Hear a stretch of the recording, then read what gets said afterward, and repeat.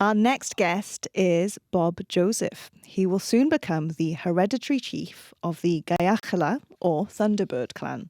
The clan is part of a group of tribes that make up the Kwakwaka'wakw First Nations. They're the traditional and original inhabitants of the coastal areas of northeastern Vancouver Island and mainland British Columbia. Now, for more than 30 years, Bob Joseph has been the president of a company called Indigenous Corporate Training. As well, he is the author of 4 books. The most recent is called 21 Things You Need to Know About Indigenous Self-Government, a conversation about dismantling the Indian Act. And Bob is here to tell us more about it. Welcome, Bob. Thank you. Thank you. It's so great to be here. So next year, 2026, will mark 150 years since the Indian Act first became law in 1876. How would you explain how the Indian Act first came into being? So the Indian Act, if we do a really quick 250-year history lesson, starts off as the Royal Proclamation put us into a relationship with the Crown that really was a nation-to-nation relationship, and we would be valuable military and economic allies and support each other.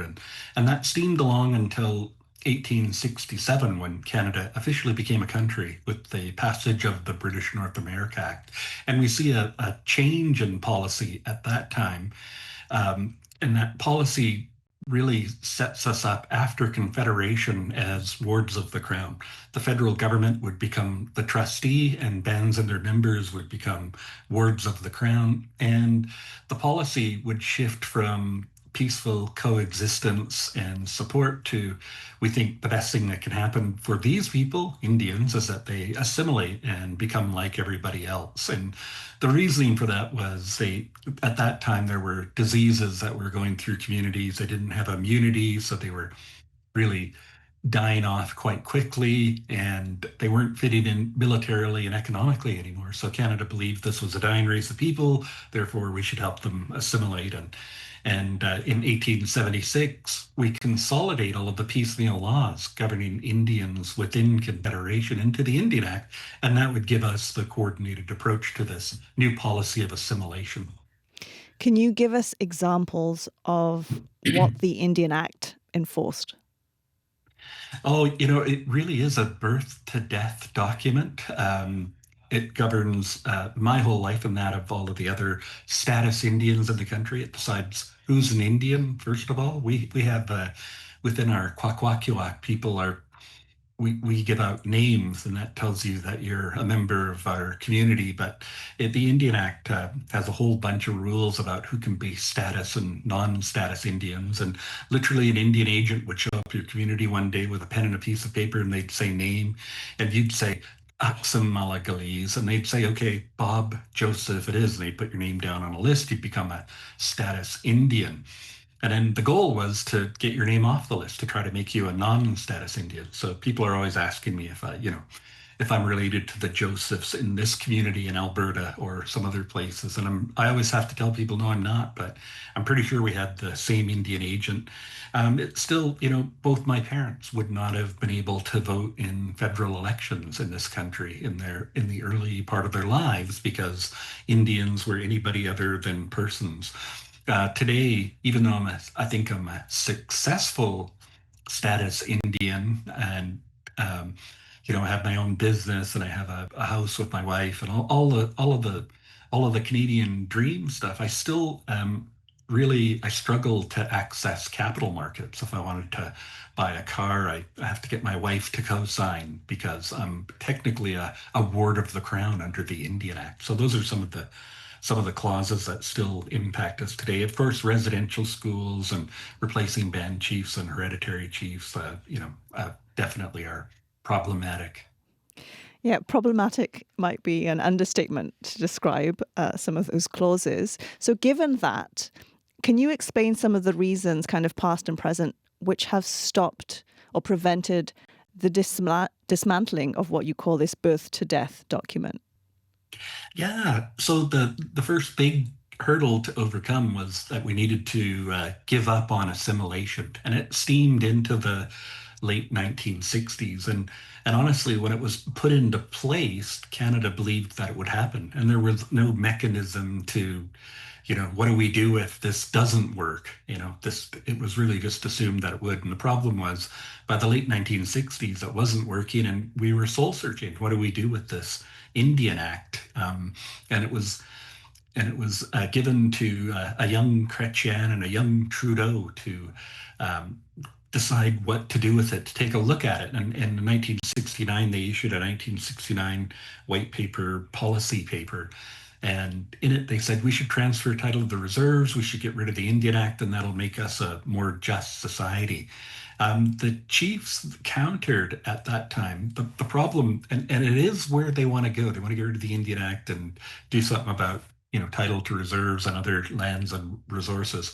But what they heard at the time was you're just going to cut us loose right now, and we actually don't have any ability to pick ourselves up and look after ourselves. And so they countered with the red paper, policy paper, and that led into eventually into the conversation of the patriated Constitution and the inclusion of Section 35 of the Constitution Act. So it really, to begin with, we would not have wanted to get rid of it. Then we tried to get rid of it and ran into hurdles because, again, the chiefs and the status Indians across the country just said, you have a legal obligation. We're technically we're your ward. You're the trustee, and you can't just kick us out of the house because the house isn't working. You've got to work with us. So if you want to move away from the Indian Act, we're happy to do that, but you can't cut us loose. Let's sit down and negotiate self-government. So that's how we see self-government fitting into this dismantling of the Indian Act. If you dismantle it, you're really moving towards self-government.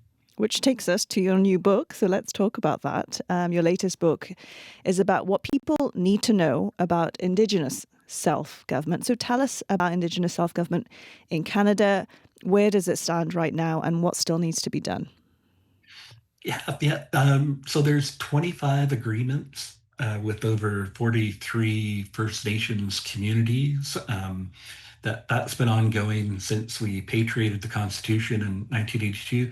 The problem is there's over 600 First Nations in the country, 600 bands, and so it's just going really slow. And the longer Indian Act problems continue, the harder they are to solve and the more expensive they get. And so we're really, we're trying to do something about that with self-government. And I think about some of the challenges ahead, in terms of the fall and major projects and infrastructure and tariff wars. In the last big round of infrastructure development in British Columbia, we went and got signed agreements with all of the elected councils along a pipeline, and we ignored the traditional leaders, the Wet'suwet'en hereditary chiefs. And so that really is an Indian Act problem. And if we would have solved it then, or if it was solved before then, I think we could have avoided all of the blockades and negative media campaigns and legal challenges and protests that really flashed up across the country. And what it did, though, was practically for the Canadian economy, is it created a lot of economic uncertainty. And I think self-government can have the opposite effect, make things more certain once communities are being governed by a government that they've chosen to lead them. But it will take time, is what you're saying, because those agreements have to be made with these individual communities one at a time. Yeah, yeah. It will take time. I think we can speed it up if we put more resources into it as a country. I think those are things that we really have an opportunity to do now. If we could move the policy along quicker for those that are ready, make some policy changes. There's some good work going on by the First Nations tax people. They're looking at a First Nations resource tax across traditional territories. And if they could get that legislation passed, that would give resources to communities to augment, programs available to other Canadians like healthcare and education and housing and those kinds of things. And so that's a big part of the Indian Act, is really moving from this very dependent relationship and driven by policy and procedure and manuals to self-reliant, self-governing, you know, uh, self self-governing, self-determining nations is really where they're trying to get to. So we're hoping that that could happen uh, sooner than later. It has to be going at a pace faster than 25 agreements in, since 1982, and because there's so many waiting. You believe that self government is not only crucial for First Nations people, for Indigenous peoples, but it's also really critical to Canada as a whole. So tell me why you feel that. Yeah, back again, I think just major economic arguments. I think if we're all working together with common objectives, looking after our people, developing resources, doing healthcare, housing, education, language, culture, all of that really creates a more positive economic environment. And we don't end up sort of battling issues around resource development. I think of a place like Ontario, where you have over 80 First Nations who are involved in the power line business. They actually have shares in the power line business. When we look at that involvement, they're not actually fighting development when it comes to the power line business. They're in support of it. They know what's going to happen. They're part of the planning process. They can get in their values like other people, environmental, animal, fish concerns, and in a really interesting way. Now that they have shares in the organization, they can they're more interested in why things aren't happening as quickly as they should. So it really would change the dynamic for Canada and for Canadians to get them out of this dependency relationship and into one where they're more self-reliant, participating in the political and economic mainstream. And that is you know, one of their one of their messages. Give us some lands and resources. Give us the ability to make decisions about those lands and resources, and that's the self-government piece. And we'll participate in the political and economic mainstream of this country, but in a way that protects our cultures. And that really would be, to try to sum up the activities, everything that we've seen so far in the conversation about the Indian Act and the move to self-government. You mentioned that there are currently, 25 self government agreements in place. Are they Mhm. all success stories? Have they accomplished what you feel that self government can accomplish, or give us a sense of that? Yeah, well, personally, I feel like they're success stories. And I feel like that because we don't hear much about them, right? You think about the Niska Final Agreement, West Bank First Nation, there's a lot of these self-government agreements out there, 25 of them. There was a lot of conversation happening, around the time they were being ratified and implemented. And the concern was that the sky will fall, they won't work, all of that kind of conversation that was happening.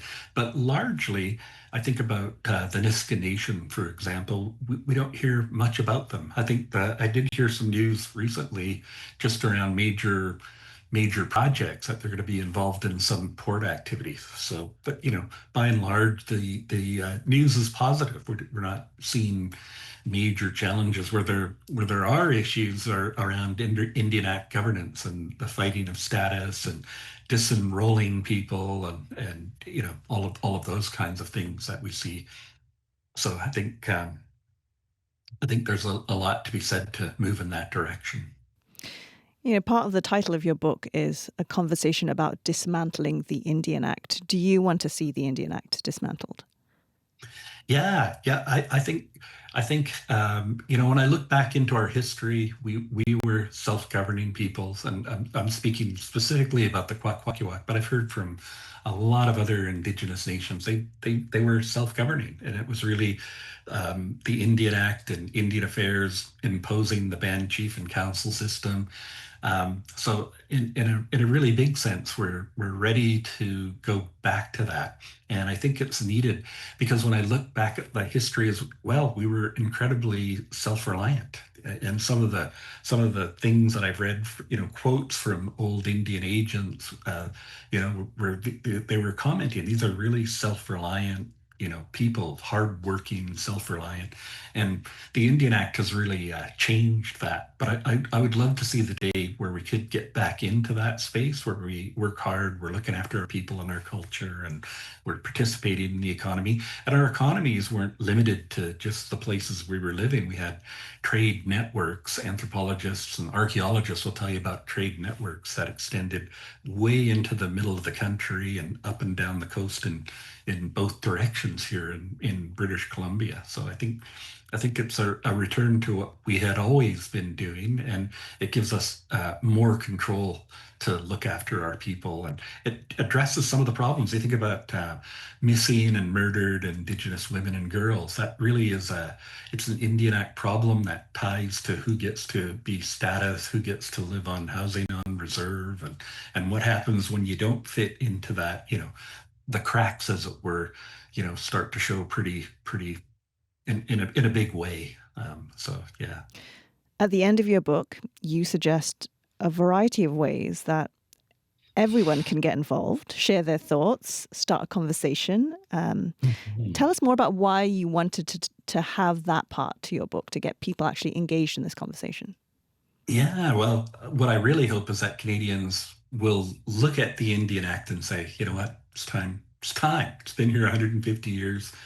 It's still doing what it was originally designed to do, but it isn't what we want to do. It isn't how we see ourselves as Canadians. We see ourselves as a very supportive, broad human rights collective. We value difference and those kinds of things. And so, what I'm really hoping is that Canadians, and they've been great so far. Everybody has, they rose to the calls to action of the Truth and Reconciliation Commission. We've supported the United Nations Declaration on the Rights of Indigenous Peoples. We have Section 35 of the Constitution Act protecting, recognizing, and affirming Indigenous rights. And so we've done an amazing amount of work, and we're going to start really pushing down the road to our high ideals as a country if we can dismantle the Indian Act. And so what I'm hoping is people will continue their learning journey and learn as much as they can, contribute to the conversation, because I was talking to a friend of mine, another hereditary chief, and I said, what are you working on? And he said, well, we're working on this and this, and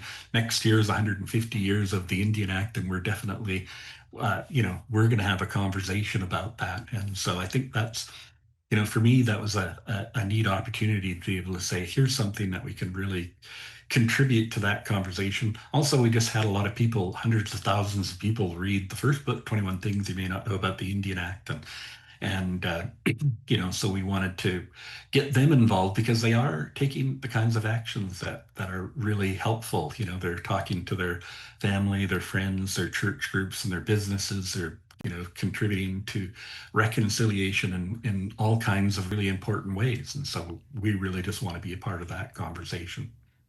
Bob, it's been such a pleasure, and I really appreciate your time coming on and explaining this to us. Thank you so much. Thank you.